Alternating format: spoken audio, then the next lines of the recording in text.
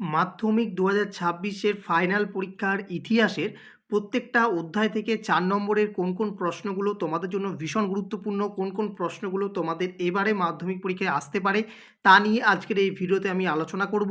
কাজেই যারা মাধ্যমিক ২০২৬-এর পরীক্ষার্থী রয়েছো, তোমরা সকলেই সম্পূর্ণ ভিডিওটি দেখতে থাকো। এই ভিডিওতে যে প্রশ্নগুলো বলবো প্রত্যেক অধ্যায় ভিত্তিক, সেই প্রত্যেকটা প্রশ্নই তোমাদের এবছরের জন্য ভীষণ গুরুত্বপূর্ণ এবং আসার সম্ভাবনা অনেকখানি বেশি। তো কী পড়তে হবে দেখে নাও। তার আগে তোমাদের বলে রাখি, এর আগের ভিডিওতে, ইতিহাসের আগের ভিডিওতে আমি কিন্তু তোমাদের ৮ নম্বরের সাজেশন অলরেডি দিয়ে দিয়েছি। যারা দেখোনি তারা অবশ্যই চ্যানেলে গিয়ে দেখে নাও। আজকের এই ভিডিওতে শুধুমাত্র ৪ নম্বরে যে প্রশ্নগুলো আসবে সেগুলো নিয়ে বলবো। তো তোমরা জানো যে ৪ নম্বরে মোট তোমাদের ৬টা প্রশ্ন আসে, সেখানে ২৪ নম্বর থাকে। তো সেখানে কিন্তু তোমাদেরকে সঠিকভাবে পয়েন্ট ভিত্তিক লিখতে হবে, তবে কিন্তু ৪-এর ৪ অথবা ৩.৫ নম্বর তোমরা পেতে পারো। তো আমরা প্রথম অধ্যায়ে আসব, এবং এক্ষেত্রে বলে রাখি তোমাদের প্রত্যেক অধ্যায় থেকে কিন্তু ৪ নম্বরের প্রশ্ন আসবে। ৮ নম্বরের সব অধ্যায় থেকে না এলেও ৪ নম্বরের কিন্তু আসবে, ঠিক আছে? তো প্রথম প্রশ্ন হচ্ছে টিকা লেখো, নারী ইতিহাস, অর্থাৎ নারী ইতিহাসের ওপর একটা প্রশ্ন কিন্তু আসবে। হয়তো হুবহু টিকা লেখো নারী ইতিহাস তোমাকে দেবে না, কিন্তু নারী ইতিহাসের ওপর একটা প্রশ্ন তোমাকে ঘুরিয়ে অন্যভাবে দিল, সেটা তোমাকে কিন্তু বুঝে করতে হবে। ২ নম্বরে যেটা ভীষণ গুরুত্বপূর্ণ প্রশ্ন, সেটা হচ্ছে বঙ্গদর্শন পত্রিকা তৎকালীন বঙ্গ সমাজে জাতীয়তাবোধ উন্মেষে কিরূপ ভূমিকা গ্রহণ করেছিল। ৩ নম্বর প্রশ্ন, ভারতীয় পোশাক পরিচ্ছদ জাতির আত্মপরিচয় প্রকাশ করে কিভাবে, তা আলোচনা করো। চলে যাব ৪ নম্বর প্রশ্ন। এখান থেকে আমি মাত্র ৪টি প্রশ্ন রেখেছি এবছরের জন্য। আধুনিক ভারতে ইতিহাস রচনার উপাদান রূপে জীবন স্মৃতির গুরুত্ব আলোচনা করো। ঠিক আছে? তো এই ৪টি প্রশ্ন এবছরের জন্য রাখলাম লাস্ট মিনিট সাজেশন, ঠিক আছে? আর ২ নম্বর সাজেশনের জন্য আবারও একটা ভিডিও আনবো।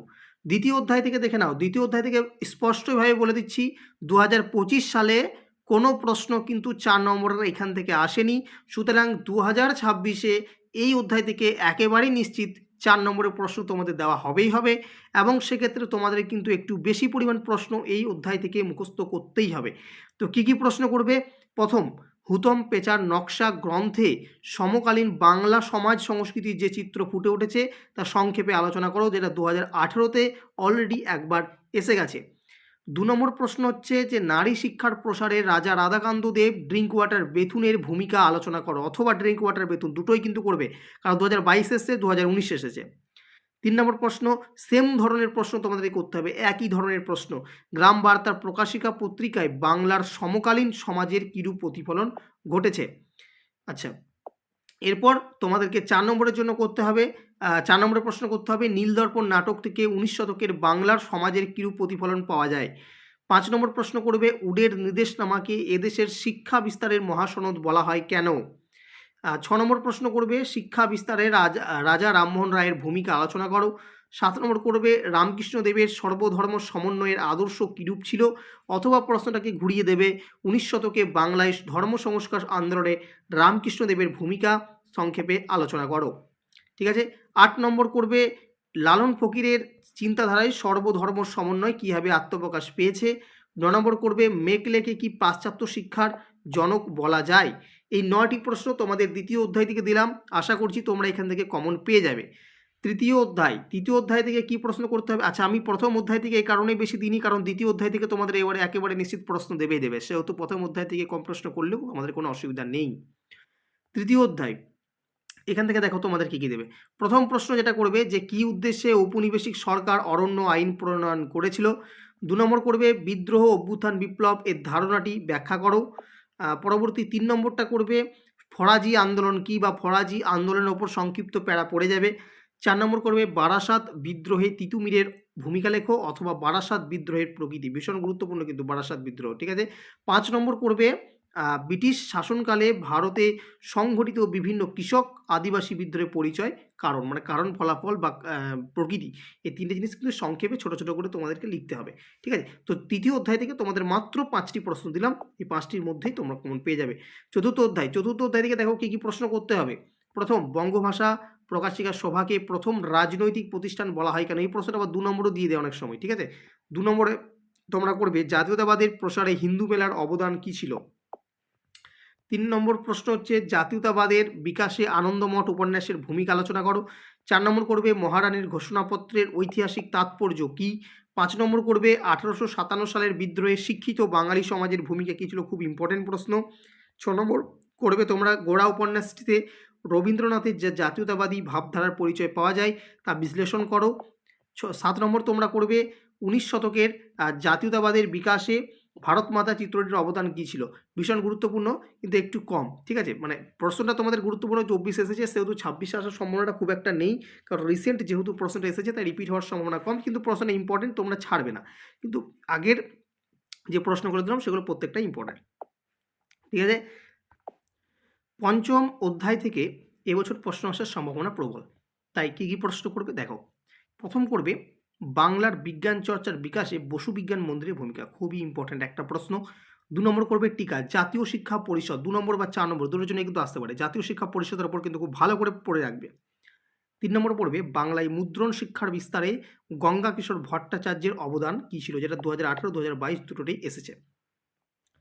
4 নম্বর করবে বাংলার কারিগরি বিকাশে বিটিআই বেঙ্গল টেকনিক্যাল ইনস্টিটিউট এর ভূমিকা কী ছিল। 5 নম্বর করবে ছাপা বইয়ের সাথে শিক্ষা বিস্তারের সম্পর্ক ভীষণ গুরুত্বপূর্ণ। 6 নম্বর প্রশ্ন করবে আধুনিক বিজ্ঞান চর্চার উন্নতিতে কলকাতা বিজ্ঞান কলেজের ভূমিকা কী ছিল। 7 নম্বর প্রশ্ন তোমরা করবে যে বাংলার বিজ্ঞান চর্চায় বিকাশে ডক্টর মহেন্দ্রলাল সরকারের অবদান কী ছিল। 8 নম্বর করবে আধুনিক চিকিৎসা বিজ্ঞানে কলকাতা মেডিকেল কলেজের ভূমিকা কী, ঠিক আছে। এরপর তোমরা 9 নম্বর প্রশ্ন করবে বাংলার ছাপাখানার বিকাশে উপেন্দ্রকিশোর রায়চৌধুরীর ভূমিকা। 9টা প্রশ্ন দিলাম, এই বছর এই অধ্যায় থেকে আসার সম্ভাবনা বেশি, তাই একটু প্রশ্নটা বেশি, তো ভালো করে যাও, কমন পেয়ে যাবে। পরবর্তী হচ্ছে 6ষ্ঠ অধ্যায়, 6 নম্বর অধ্যায়, সেখান থেকে কী কী প্রশ্ন করবে দেখো। এখান থেকে তোমরা প্রথম প্রশ্ন করবে টিকা লেখো, সারা ভারত কিষাণ সভার ওপর করবে, ওয়ার্কস অ্যান্ড পেজেন্টস পার্টি, সারা ভারত কিষাণ সভা ওয়ার্কস অ্যান্ড পেজেন্টস পার্টি থেকে আসার সম্ভাবনা থাকে। 3 নম্বর করবে বঙ্গভঙ্গ বিরোধী আন্দোলনের সময় শ্রমিক শ্রেণীর ভূমিকা কীরূপ ছিল। তার পরবর্তী হচ্ছে 4 নম্বর প্রশ্ন করবে বঙ্গভঙ্গ বিরোধী আন্দোলনে সক্রিয়ভাবে কৃষক সমাজ যুক্ত ছিল না কেন। 4টি প্রশ্ন, এই অধ্যায় থেকে আসার সম্ভাবনা কম, তাই একটু প্রশ্নটা কম দিয়েছি। 7ম অধ্যায়, এখান থেকে দেখো একটু প্রশ্ন করতে হবে, 8 নম্বর অধ্যায় থেকে কিন্তু আসার সম্ভাবনা বেশি আছে, তাই 7 নম্বর থেকে একটু কম দিয়েছি। কী কী করবে, প্রথম করবে যে দলিত আন্দোলন বিষয়ে গান্ধী আম্বেদকরের বিতর্ক। 2 নম্বর করবে আইন অমান্য আন্দোলনে নারী সমাজের অংশগ্রহণ কেমন ছিল। 3 নম্বর করবে বিনয় বাদল দীনেশ স্মরণীয় কেন। 4 নম্বর করবে বেঙ্গল ভলেন্টিয়ার্স, এ কটা করবে। আচ্ছা, নেক্সট তোমরা যেটা তোমাদের আসার সম্ভাবনা বেশি 8ম অধ্যায়, সেখান থেকে কিন্তু করতেই হবে, এবছরের জন্য ভীষণ গুরুত্বপূর্ণ আছে, ঠিক আছে। তো প্রথম তোমরা যেটা করবে যে হায়দ্রাবাদ বা জুনাগড় কীভাবে ভারতে যুক্ত হয়, দুটোই কিন্তু দিতে পারে, হায়দ্রাবাদ কীভাবে ভারতভুক্তি হয় অথবা জুনাগড় কীভাবে ভারতভুক্তি হয়, ঠিক আছে। 2 নম্বর প্রশ্ন করবে দেশভাগ জনিত উদ্বাস্তু সমস্যা সম্পর্কে টিকা লেখো, ভীষণ গুরুত্বপূর্ণ প্রশ্ন। 3 নম্বর করবে উদ্বাস্তু সমস্যার সমাধানে ভারত সরকার কী কী উদ্যোগ গ্রহণ করে। 4 নম্বর করবে নেহেরু লিয়াকত চুক্তি অথবা দিল্লি চুক্তি সম্পর্কে যা যেন লেখো। 5 নম্বর প্রশ্ন কোন পরিস্থিতিতে কাশ্মীর ভারতভুক্তির দলিলে স্বাক্ষর করে।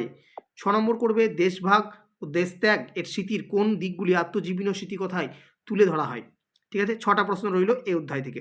তো যেগুলো টিপিল স্টার রয়েছে অর্থাৎ 3টে বা 4টে করে স্টার রয়েছে, সেই প্রশ্নগুলো কিন্তু তোমরা আগে ভালোভাবে প্রস্তুতি নেবে, সেগুলোর উপর বেশি জোর দেবে, ঠিক আছে। তো এই ছিল তোমাদের ইতিহাসের শেষ মুহূর্তের একেবারে লাস্ট মিনিটে প্রত্যেকটা অধ্যায় থেকে 4 নম্বর প্রশ্নের সাজেশন। আশা করছি ভিডিওটা তোমাদের হেল্পফুল হবে। যারা এখনও পর্যন্ত ইতিহাসটাকে সঠিকভাবে প্রস্তুতি করতে পারোনি, তারা আপাতপক্ষে এই প্রশ্নগুলোকে করে যাও। যাদের একবারেই প্রস্তুত হয়নি, চাইছো কোনোরকম পাস করবো, তারাও এগুলো করে যাও। আশা করছি তুমি পাস করে যাবে। তুমি 2-3টে কোশ্চেন এখান থেকে তুমি কমন পাও, তুমি অনায়াসে পাস করে যাবে, কারণ তোমাদের এখনও শর্ট প্রশ্ন আছে, ঠিক আছে। তো এর পরবর্তী ভিডিওতে আমি তোমাদের 2 নম্বর প্রশ্নের সাজেশন দিয়ে দেবো। তো সেই সাজেশন পেতে গেলে তোমাদের প্রত্যেক ছাত্রছাত্রীকে চ্যানেলটিকে সাবস্ক্রাইব করে রাখতে হবে। ভিডিওটিকে ভালো লাগলে অবশ্যই কিন্তু লাইক করো, আর ভিডিওটিকে যতটা সম্ভব তুমি শেয়ার করো, ঠিক আছে, যেন অন্যান্য ছাত্রীরাও আমাদের এই ভিডিওর মাধ্যমে ইম্পর্টেন্ট প্রশ্নগুলো সম্পর্কে জানতে পারে এবং তারও সঠিকভাবে প্রস্তুতি নিয়ে মাধ্যমিক একটা ভালো ফলাফল করার দিকে এগিয়ে যায়। তো আজকের ভিডিও এই পর্যন্ত রাখি, দেখা হবে পরবর্তী ভিডিওতে।